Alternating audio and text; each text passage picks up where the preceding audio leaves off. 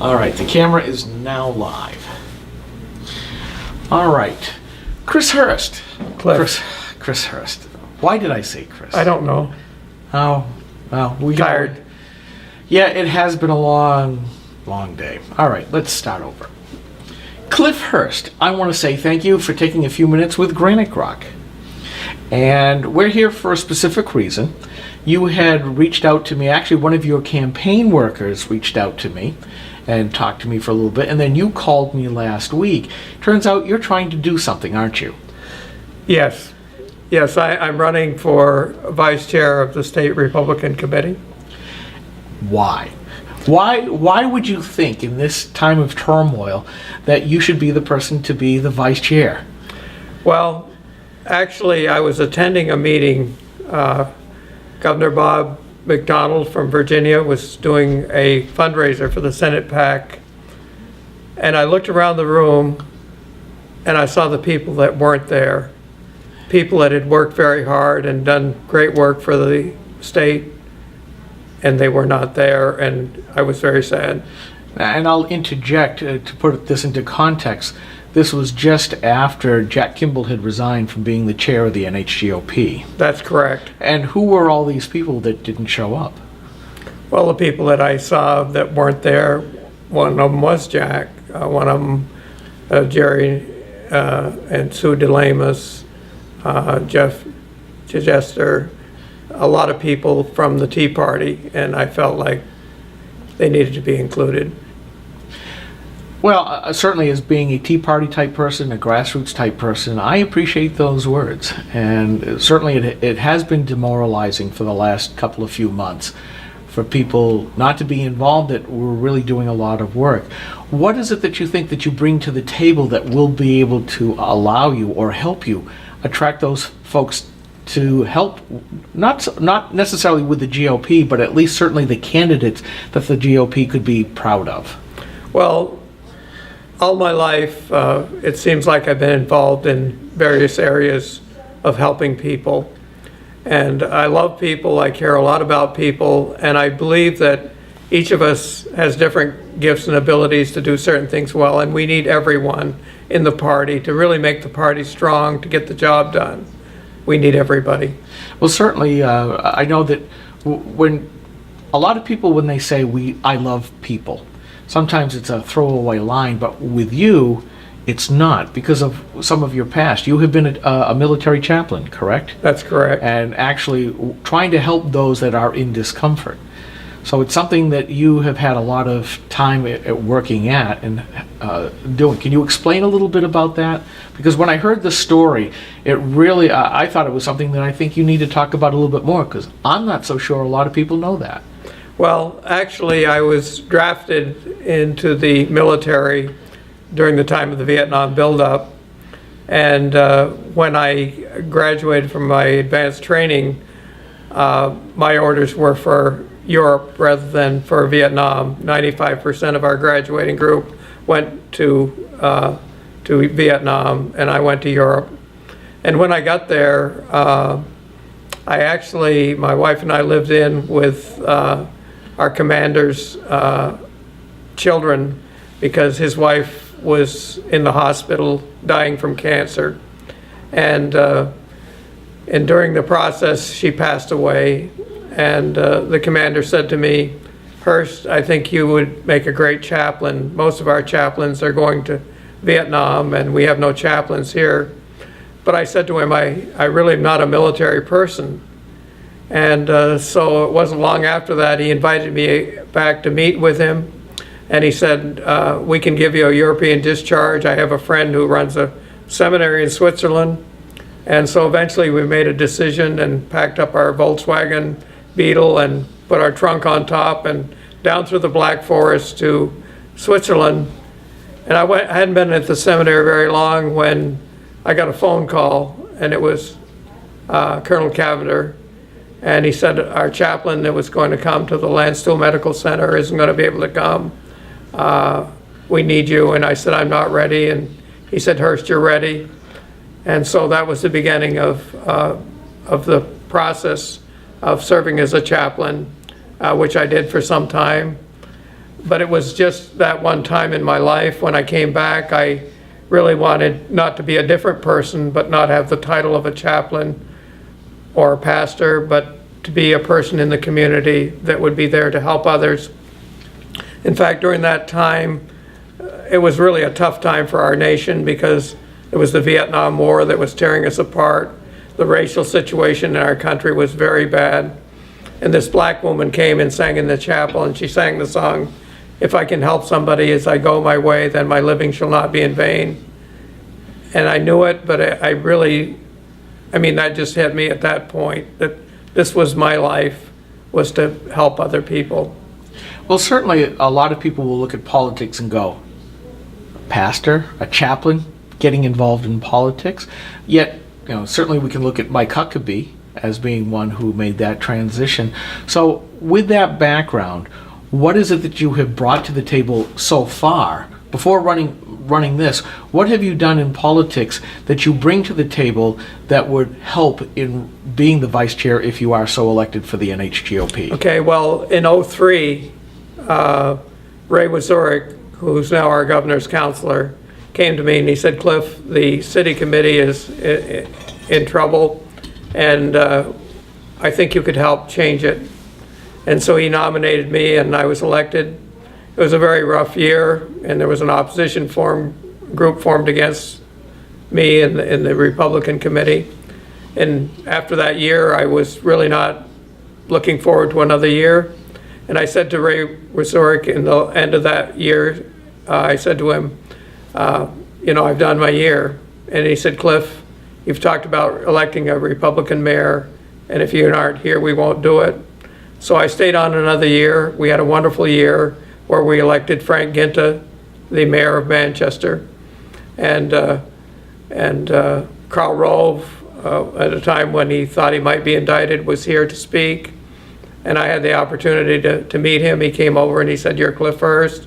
You had the greatest victory in the Republican Party in '05. And I didn't realize, that was that significant. And after that, I had met Mike Huckabee, and I became the co-chair of his campaign.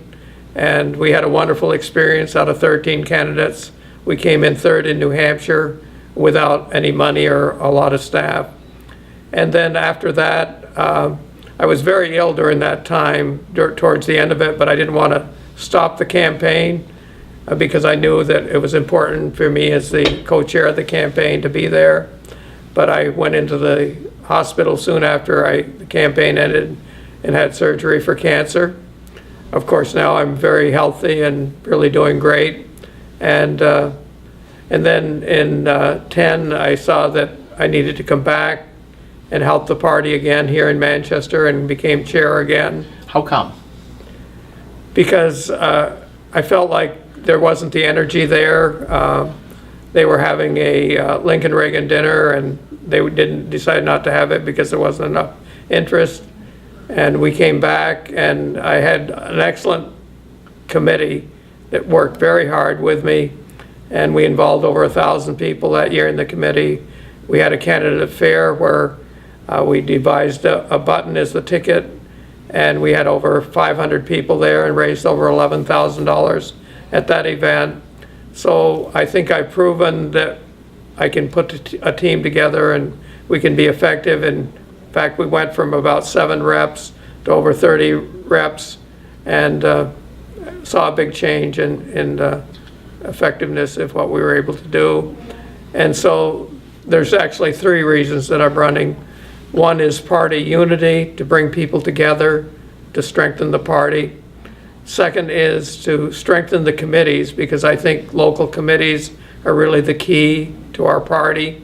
Third is to raise more money so that we can have an adequate staff. We have an excellent staff there, but it's too small, and we need a larger staff to really meet the needs and be effective in our elections. We're coming up with a presidential election cycle, obviously. The first in the nation primary has passed a month ago, almost 2 months now. But what do you see as we get ready for the next set of elections? What are the biggest challenges that the Republican Party here in New Hampshire faces, and what is it that you can bring to the table to help ameliorate those problems? Well, there used to be what we called the New Hampshire advantage, where we had low taxes and business was growing and, we were really on fire. And we've had a resurgence with the new state reps and the Senate, but we need to really build on that. And because I think New Hampshire has been a bright spot in the nation with our low taxes and low regulation and those kind of things, and also to be strong in terms of the family and social issues as well. I think it's both fiscal and social that we need to work at to be strong. One of the things that we're seeing is that the Democrats and the unions and the progressive units are certainly starting to throw a lot of money into the state for all kinds of issues. And there has always been that divide in the Republican Party. Well, let's just concentrate on the fiscal issues, not so much on the social issues. And yet we see one of the biggest brouhahas in the country in recent years is really a social issue, where Obamacare has this Health and Human Services mandate. Is it something that the NHGOP needs to be able to say, we cannot just concentrate just and merely on fiscal issues, but we always have to take the social issues into effect as well? Well, I think, obviously fiscal issues are important, and if without those we can't do anything.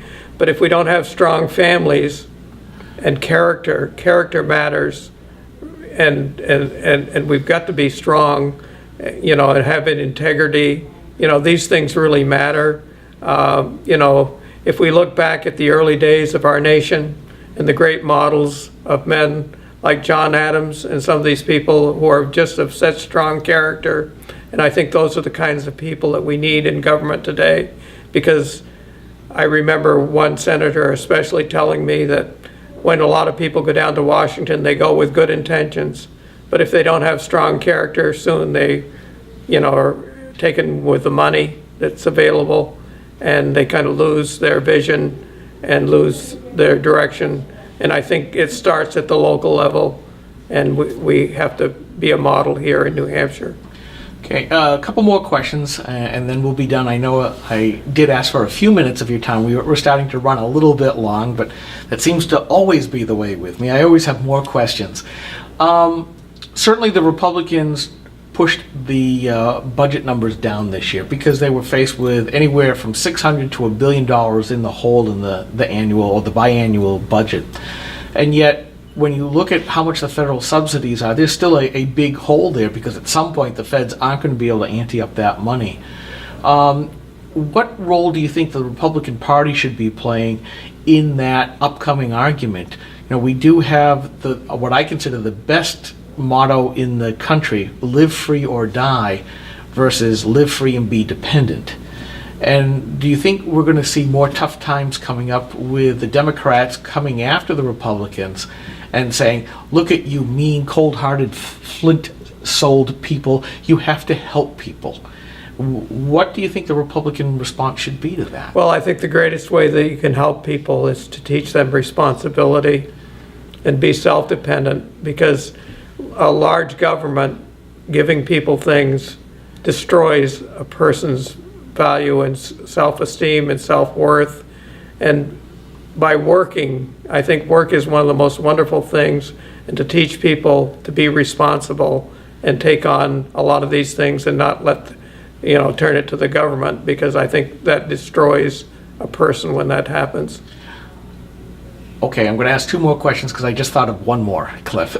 Along that same lines, one of the questions I had posed to Speaker Bill O'Brien was, after watching some of his actions and some of the bills going through, and he agreed with the response of, you're trying to devolve power out of Concord and back to the local levels. Now, the Democrats have seen this as merely the ability to push costs down to the local levels, but yet he's also giving with decentralizing the power, a higher ability of the local governments, the towns and the cities, to make up their own decisions as to how they should be running. Do you think that's a continued direction that the Republican Party here in New Hampshire should continue to push? Yeah, I think local control is so important. I mean, growing up in a small town in Vermont, my father was on the school board, and the passion that he had to get a good education for the children in our community, and I think that's where it really happens at the local level. Taking the responsibility locally is very, very important. Okay. One last question, and it's a little bit personal for me, and it's something that you said earlier when you had gone to that fundraising event and you saw the lack of Tea Party folks at that event. It was pretty much the old guard Republicans that were there. What is your personal message to the Tea Party, the 912ers and the grassroots folks who are listening to you say, yes, I want to be the party uniter? What can you tell them specifically that this is what I bring to the table with respect to your ideas, your philosophy, versus seemingly what the Republican Party did earlier, which, yeah, you helped get us all elected and then we kind of threw away one of the top people. A lot of Tea Party people are still feeling a little burnt over that, and a lot of people are just sitting on their hands. What is it that you can tell them? What will you tell them to say, come on back, we need you? Well, I think basically is that the person that I am, that I can reach out to them. Because see, I really believe everybody matters. You can't say to somebody, I don't want you. If there's, like Reagan says, if you're 80%, come on in. And Reagan did something that was amazing, and I don't pretend to be a Reagan, but I really believe that he was right in that he was inclusive and caring about everybody, and it changed everything about our nation. There was hope again, and we saw that the future could be bright because he cared about everyone. Well, I promised that it would be a few minutes. I have to apologize because it's been more than just a few minutes. But Cliff Hurst, I want to say thank you very much for spending some time with Granite Rock. Well, thank you, Skip.